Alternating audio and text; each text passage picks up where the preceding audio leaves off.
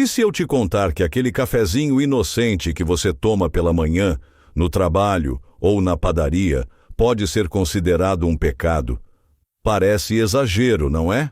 Afinal, o café está tão presente no nosso cotidiano que é quase impossível imaginar que ele possa carregar algum tipo de condenação moral.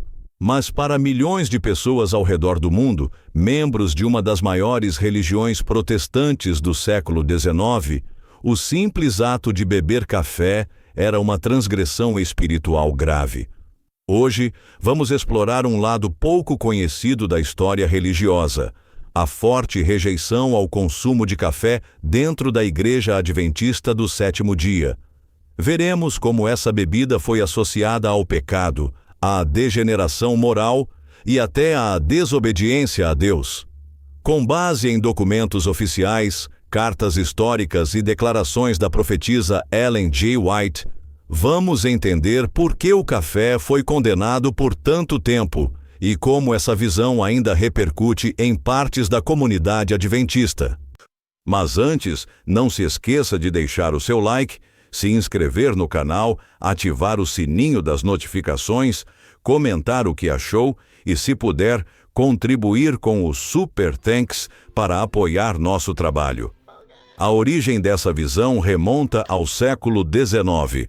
A Igreja Adventista do Sétimo Dia surgiu em meio a um contexto de intensas reformas de saúde nos Estados Unidos. A saúde era vista não apenas como um bem físico, mas como um aspecto espiritual essencial à salvação. Os adventistas pioneiros acreditavam que cuidar do corpo era parte do processo de santificação, e isso incluía uma rigorosa reforma no estilo de vida. E foi nesse ambiente que se destacou Ellen G. White, considerada profetisa pelos adventistas.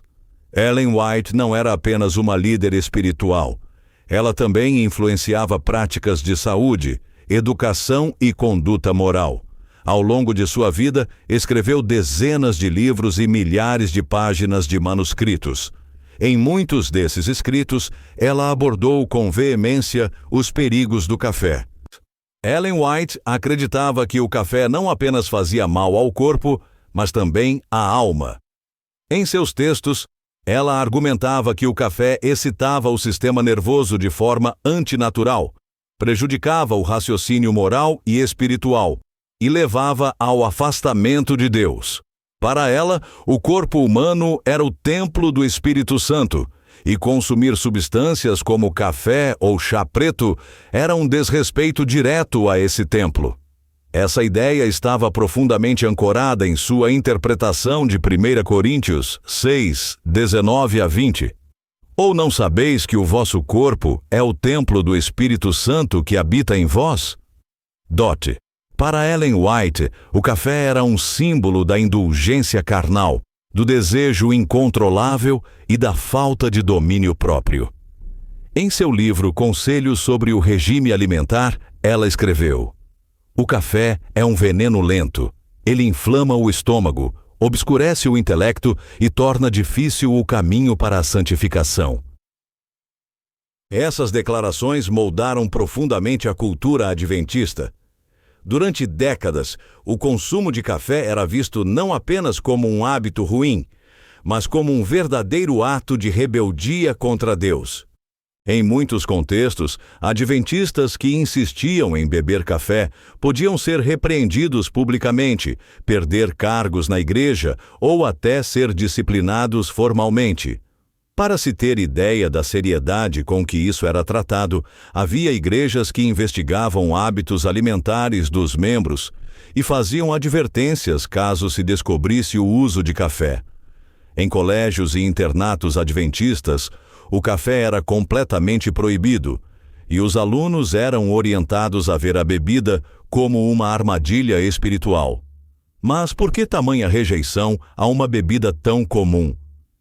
A base teológica para essa posição estava profundamente centrada na doutrina de que o corpo é o templo do Espírito Santo.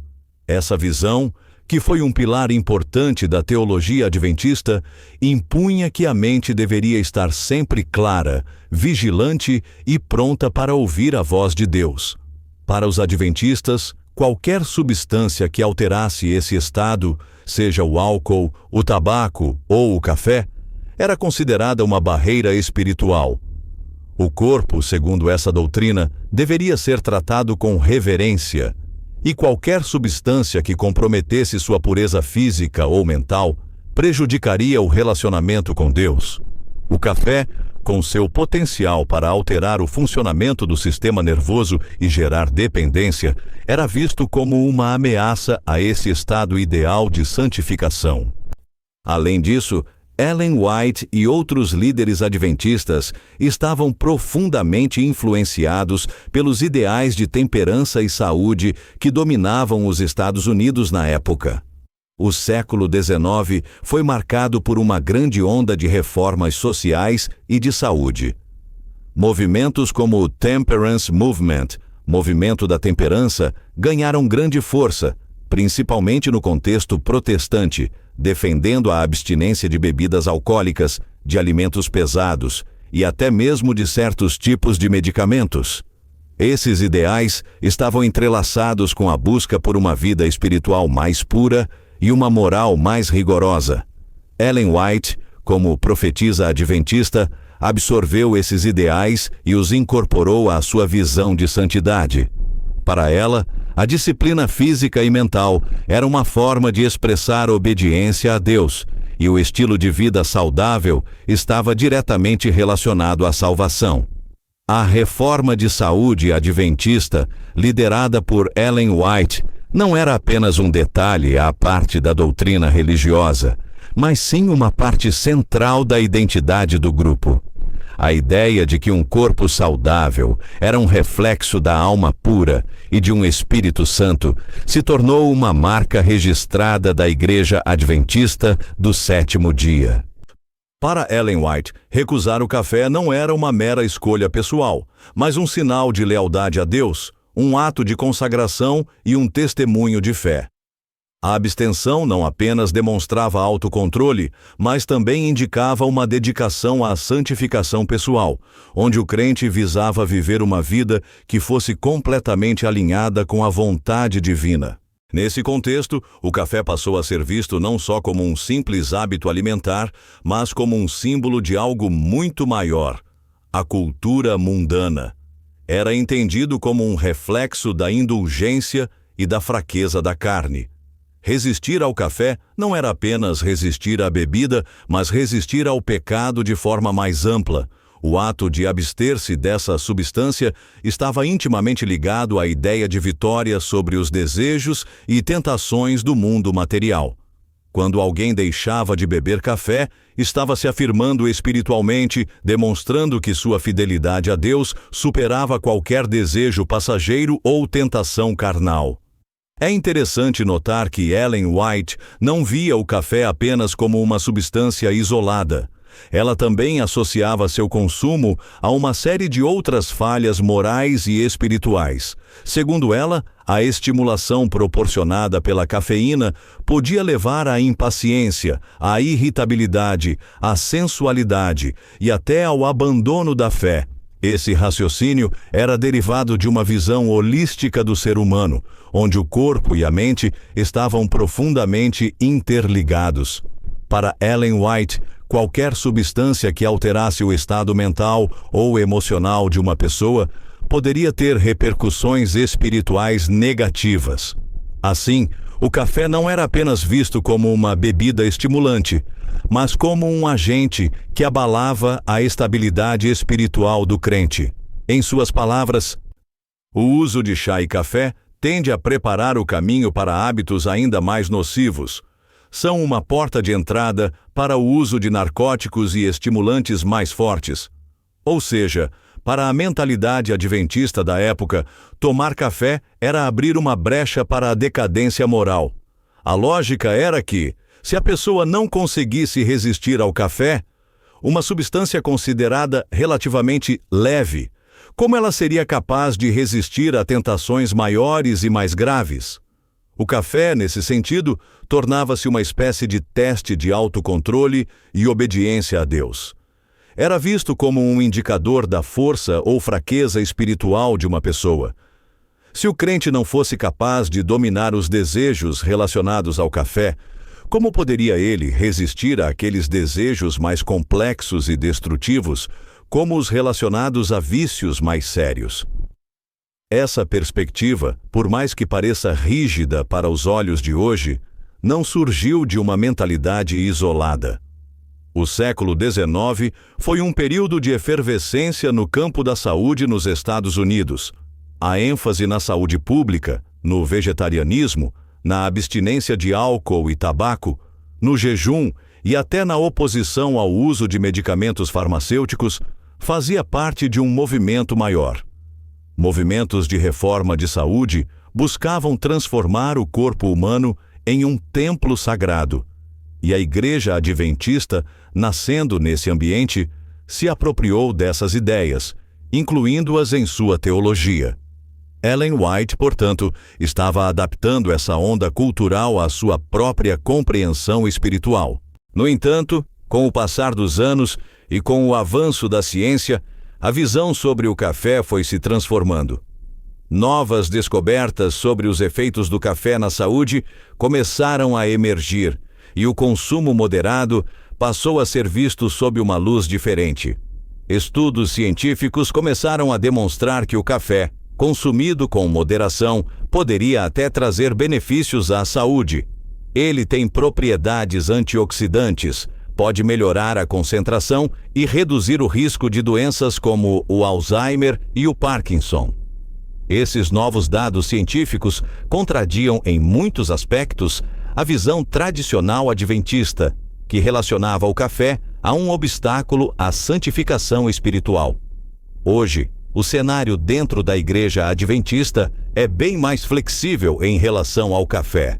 Embora a posição oficial da Igreja ainda desaconselhe seu consumo, muitos adventistas atualmente consomem a bebida sem sentir que estão violando princípios espirituais. O conceito de temperança continua presente, mas a abordagem é mais flexível. Em algumas comunidades, especialmente em contextos mais modernos e urbanos, o café já não é visto como uma transgressão grave, e muitos líderes religiosos não fazem mais objeção a ele. Esse ajuste na postura reflete uma adaptação das práticas religiosas às novas realidades científicas e sociais, e também uma reinterpretação dos escritos de Ellen White à luz dos avanços na medicina e na psicologia. Entretanto, essa mudança de perspectiva não aconteceu sem resistência. Existe uma tensão significativa dentro da Igreja Adventista entre aqueles que defendem a adesão rigorosa aos ensinamentos de Ellen White e os que consideram que a doutrina deve ser reinterpretada à medida que a sociedade evolui. Para alguns adventistas mais conservadores, a rejeição ao café e a manutenção de uma dieta restrita continuam sendo símbolos da fidelidade à antiga visão de santidade. Outros, porém, questionam se tais práticas ainda são relevantes ou necessárias em um mundo moderno e mais informado. Diante dessas descobertas, como ficou a posição da Igreja Adventista? Oficialmente, a Igreja ainda desaconselha o consumo de café. Em seu manual de crenças, há uma ênfase clara na abstinência de substâncias que contenham cafeína, como café e certos tipos de chá. A razão principal ainda é a saúde, mas também há um componente espiritual.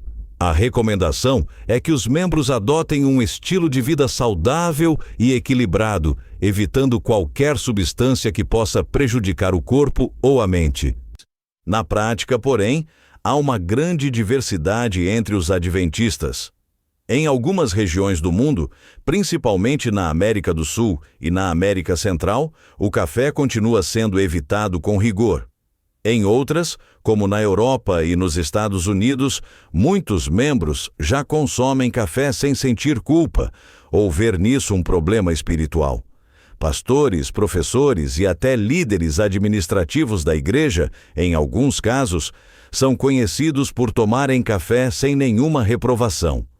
Essa diversidade mostra como uma mesma doutrina pode ser interpretada de formas diferentes com o passar do tempo. Enquanto alguns adventistas mantêm a tradição e seguem fielmente as recomendações de Ellen White, outros adotam uma visão mais flexível, baseando suas decisões em estudos científicos e em princípios de liberdade cristã. Essa situação gera, por vezes, tensões dentro da própria comunidade adventista. Há quem veja a flexibilização como sinal de apostasia, de abandono da fé original. Outros, porém, enxergam como uma adaptação saudável, que permite manter os princípios essenciais sem se prender a detalhes que já não fazem sentido no contexto atual. Mas, afinal, o que essa rejeição ao café nos ensina? Primeiro, que a religião não é estática. Doutrinas e práticas mudam com o tempo, mesmo em igrejas que se consideram imutáveis. Segundo, que o zelo religioso, quando levado ao extremo, pode transformar hábitos comuns em testes de fé, gerando culpa, medo e exclusão. E terceiro, que é necessário discernimento para separar o essencial do secundário, o mandamento divino da tradição humana. A Bíblia nos convida a viver com sabedoria, amor e liberdade. Em Romanos 14:3, Paulo diz: "O que come, não despreze o que não come, e o que não come, não julgue o que come, porque Deus o recebeu." Ou seja, a espiritualidade não pode ser medida pelo que está na xícara de alguém, mas sim pelo que está no coração. Cristo nos chamou à liberdade. Uma liberdade que nos liberta não apenas do pecado, mas também da opressão religiosa. Se você é adventista ou conhece alguém da igreja, compartilhe este vídeo com respeito e curiosidade. Pergunte, ouça, reflita. O objetivo aqui não é zombar da fé de ninguém, mas entender como crenças são formadas, por que persistem e como podem ser revisitadas à luz da palavra de Deus. E então, o que você acha? O café é mesmo um pecado? Ou foi apenas vítima de um excesso de zelo religioso? Deixe sua opinião nos comentários. Muito obrigado por acompanhar até aqui. Que Deus abençoe sua vida, te dê discernimento e te guie em toda a verdade. Até o próximo vídeo.